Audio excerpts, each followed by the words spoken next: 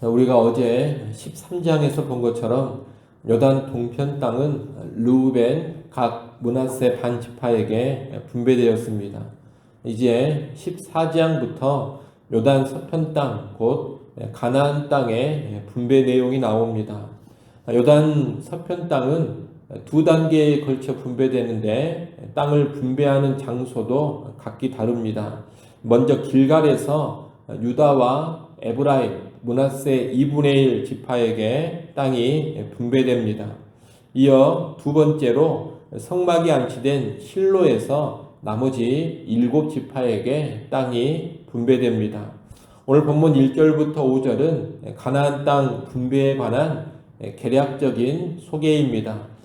가나안 땅 분배는 여호와께서 모세에게 명령하신 대로 제비를 뽑아 결정됩니다. 이 제비 뽑기에는 제사장 엘르아살, 그리고 지도자 여호수아, 또 지파의 대표들인 각 지파의 족장들이 참여했습니다. 이미 요단 동편에서 두 지파와 므낫세 지파의 절반이 땅을 분배받았기에 요단 서편에서는 나머지 9 지파와 므낫세 반 지파가 땅을 분배받습니다. 요단 동편과 마찬가지로 요단 서편에서도 레위 지파는 경작할 땅을 분배받지 못합니다.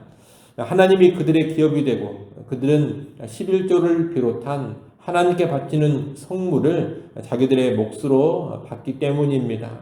하지만 경작할 땅은 기업으로 받지 못해도 레위 지파 사람들이 거주할 성읍들과 그 성읍 주변에 가축을 키우고 먹일 목초지는 주어졌습니다. 그들이 거주할 곳과 재산을 두고 관리할 수 있는 공간은 레위 사람들에게 주어진 것입니다. 이렇게 땅 분배에서 레위 지파는 빠지지만 그래도 이스라엘은 모두 12지파에게 땅을 분배하게 됩니다. 그것은 요셉 지파가 에브라임과 므낫세 이렇게 두 지파가 되었기 때문입니다. 본래 야곱의 12아들이 12지파가 되는데 요셉 지파가 두 지파가 되었기 때문에 모두 13지파입니다. 그런데 레위 지파는 땅을 분배받지 않았기 때문에 최종적으로 다시 12지파가 땅을 분배받아서 요단 동편과 요단 서편의 땅을 차지하게 된 겁니다.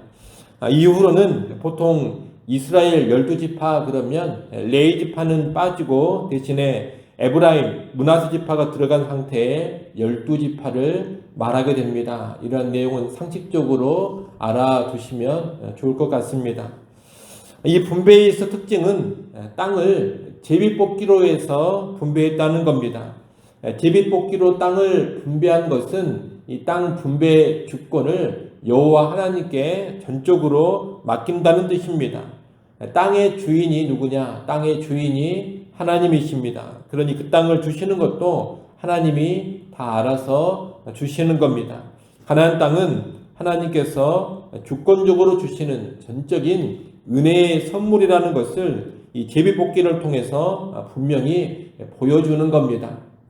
아울러 이 제비뽑기는 힘 있는 어떤 한 지파가 독점하거나 또 힘이 약한 지파가 소외되지 않도록 하기 위한 공평한 방식이기도 합니다.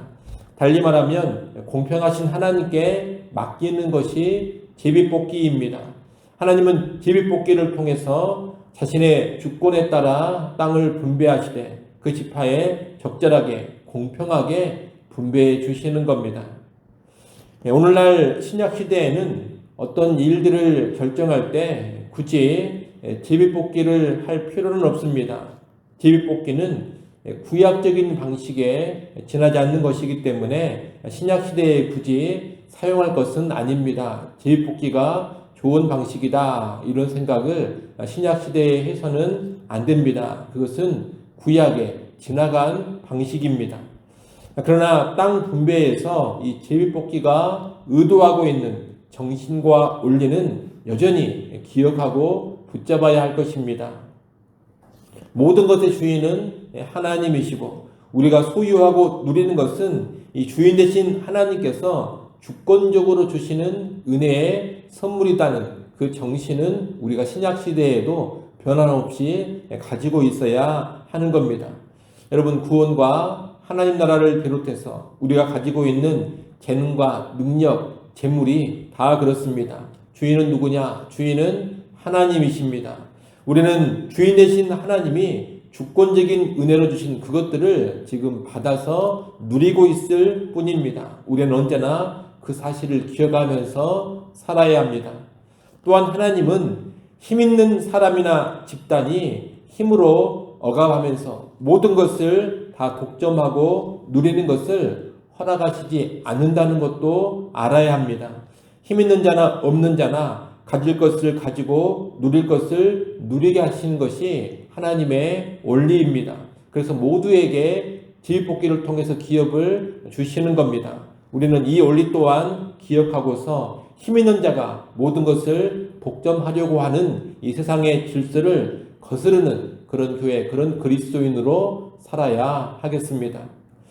오늘 본문 6절부터 본격적인 가나안 땅 분배가 시작되는데 유다지파가 가장 먼저 땅을 분배받습니다. 그런데 유다지파의 땅 분배와 연관해서 갈렙의 이야기를 하고 있습니다. 유다지파의 땅 분배는 자세히 안 나왔습니다만 앞의 말씀을 참조하면 유다지파는 일단 지파 전체가 차지할 땅을 제비 뽑아 결정했을 겁니다. 이후 유다지파가 분배받은 땅을 집안별로 또 분배해야 되는데 그때 갈렙이 등장합니다. 갈렙은 여호수아에게 과거 가데스 바네아에서 정탐꾼 사건을 상기시킵니다. 갈렙은 나이 40대 때 가나안 땅을 정탐했습니다. 그때 다른 10명의 정탐꾼들과는 달리 여호수아와 더불어 하나님께 충성스러운 믿음으로 반응해서 가나안 땅을 정복할 수 있다고 보고했습니다. 그때 하나님은 모세를 통해 그 신실한 갈렙의 믿음에 축복의 약속을 주셨습니다. 오늘 본문 9절 말씀을 한번 보십시오. 9절 말씀 우리 같이 읽습니다. 9절 읽습니다. 그날에 모세가 맹세하여 이르되 내가 내 하나님 여호와께 충성하였은즉 내 발로 밟는 땅은 영원히 너와 내 자손의 기업이 되리라 하였나이다. 아멘. 갈렙은 하나님께 충성한 대가로 네 발로 밟는 땅은 너와 내 자손의 기업이 되리라, 이런 하나님의 약속을 받은 겁니다. 가나안 정탐 당시 정탐꾼들은 가나안 땅의 최북단까지 정탐했지만 집중적으로 땅을 밟으며 탐문했던 곳은 헤브론 지역이었습니다. 그러니 내 발로 밟는 땅은 바로 헤브론 지역을 가리킨다, 이렇게 말할 수도 있겠습니다. 이 지역은 풍성하고 기름진 지역인데 갈렙은 지금 과거에 약속했던 그 산지를 나에게 달라고 요구하고 있는 겁니다. 이 헤브론은 우리가 여호수아 10장에서 봤던 것처럼 남부 연합군과의 전쟁에서 그 왕이 전사했고 이스라엘이 탈취한 성읍입니다. 하지만 그 헤브론 지역에는 아직도 세메, 아히만, 달메라는 장소들을 중심으로 해서 아낙 자손들의 거센 저항이 있었습니다. 아낙 자손들이란 거인족인데 거인족이 견고한 성을 쌓고 저항하는 지역이 헤브론이었던 겁니다.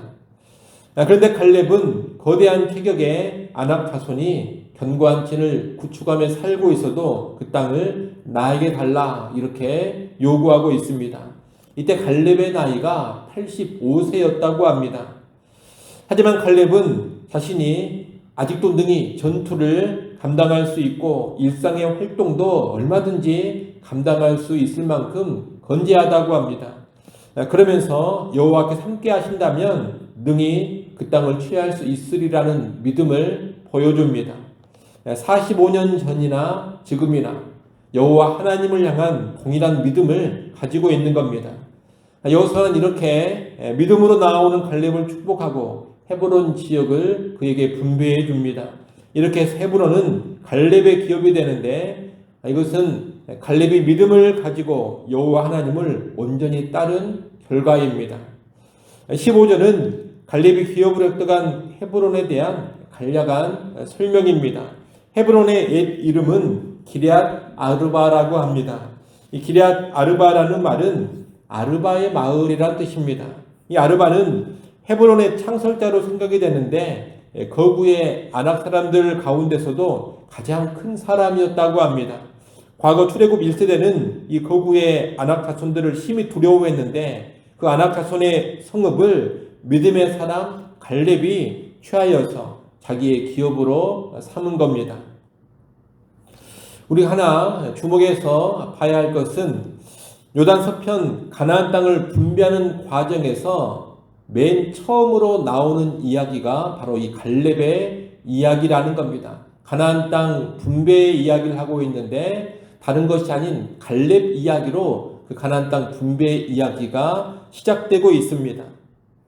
이것은 하나님이 주권적인 은혜로 분배해 주시는 땅을 실제로 받아 누리는 것이 어디에 달려있느냐? 믿음에 달려있다라는 것을 보여주는 겁니다. 지금 분배하는 땅들은 아직 실제로 정복되지 않은 지역도 많이 포함되어 있습니다.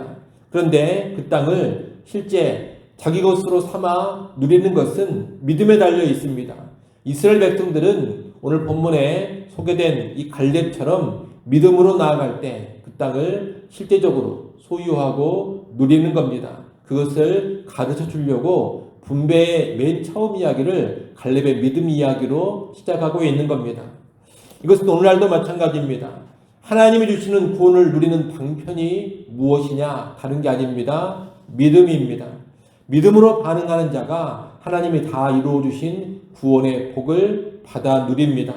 또 하나님이 우리에게 주신, 신자들에게 주신 다양한 약속들을 실제로 받아 누리는 방편도 무엇이냐? 그 또한 믿음입니다. 믿음으로 반응하는 자가 하나님이 주신 약속의 성취를 경험합니다.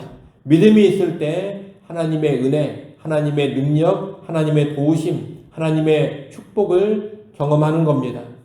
이를 잘 알고 우리는 언제나 믿음으로 설 수 있어야겠습니다. 여러분, 믿음으로 예수 그리스도를 모시고 믿음으로 하나님을 섬기며 믿음을 가지고 말씀대로 살아가십시오. 믿음으로 하나님의 뜻을 이루는데 들여지십시오. 힘들고 어려워 보이는 일들도 하나님에 대한 믿음으로 감당하고자 하십시오. 젊을 때나 나이 들어서나 동일한 믿음으로 살아가십시오. 그럴 때 우리가 경험하고 누리는 것들이 확연하게 달라질 겁니다. 이를 꼭 기억하시고 언제나 갈렙과 같은 그 믿음으로 살아가는 우리 모두가 될 수 있기를 간절히 바랍니다. 기도합니다. 하나님 아버지, 오늘 우리에게 주어진 모든 것이 주인 되신 하나님께서 은혜로 주신 것임을 알게 하시고 오직 감사로 받아 누리게 하여 주옵소서. 또한 힘있고 세력 있는 자가 모든 것을 독점하는 것은 하나님의 뜻이 아님을 잘 알게 하셔서 함께 누려가는 하나님의 뜻, 하나님의 원리를 구현해 가게 하여 주옵소서. 무엇보다 간절히 바라고 원합니다. 하나님이 주신 약속과 모든 축복을 누리는데 오직 믿음이 그 방편임을 깨닫게 하셔서 이 땅을 살아갈 때 오직 믿음으로 살게 하여 주옵소서. 믿음으로 구주 예수를 마음에 모시게 하시고 믿음으로 하나님을 늘 바라보게 하시고 믿음으로 말씀에 순종하며 살아가게 하여 주옵소서. 한때만 불타오르는 믿음이 아니라 젊어서나 중년에나 노년에나 동일한 믿음으로 살아가는 우리 모두가 되게 하여 주옵소서. 내가 눈을 감는 그 순간에도 믿음으로 눈을 감아 하나님 앞에 서게 하여 주옵소서. 아버지 하나님, 이 새벽 시간 하나님 앞에 나와 엎드려 기도하게 해주시니 감사합니다. 새벽에도 오시는 하나님의 도우심, 하나님의 은혜를 누려가게 하여 주옵소서. 오늘 하루도 주의 날인 것을 기억하게 하시고 나의 뜻, 나의 욕망 따라 살지 않게 하시고 하나님의 뜻을 앞세우며 살게 하여 주옵소서. 사랑하는 가족을 먼저 떠나보낸 슬픔당한 성도가 있습니다. 주님 찾아가 위로하여 주시고 모든 장례 일정 가운데 함께하여 주옵소서.